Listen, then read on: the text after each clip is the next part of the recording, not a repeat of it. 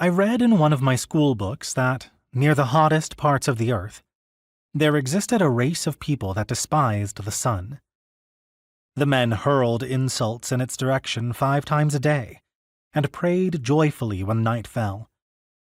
At the first glimpse of its rays, the women covered their heads and eyes with plain muslin, just as they did when they buried their dead, and only uncovered themselves at dusk. Because of the sun, these people were black, and their continent was called Africa.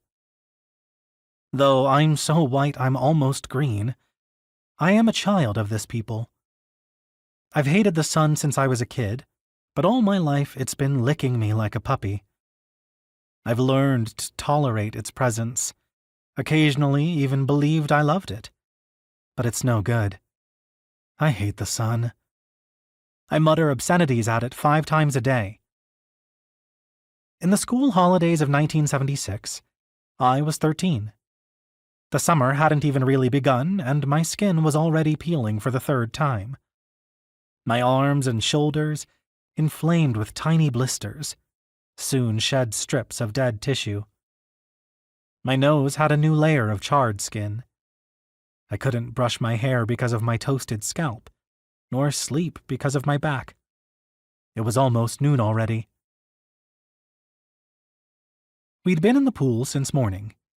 Joanna, my younger sister, dived, floated, and giggled, wearing only her bikini bottoms, despite her already swollen nipples. I couldn't swim, so I had to sit on the edge of the pool, with my feet in the water and my thighs on the hot granite, watching the sun slowly nibble away at the patches of shade.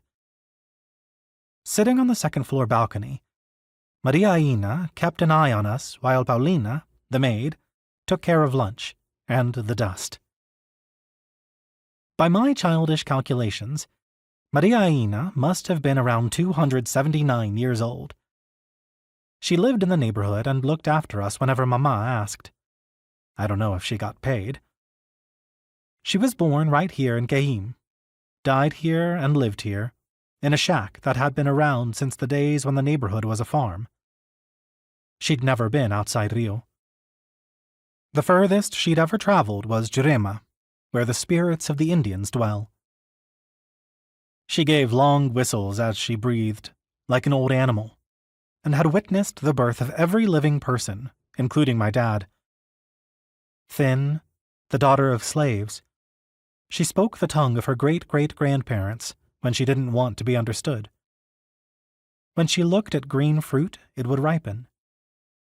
She'd make pumpkin compote on the day of Saints Cosmas and Damian, and bring it to us still warm. I've never forgotten the taste, or how the crunchy shell would break to reveal the gritty, pulpy cream.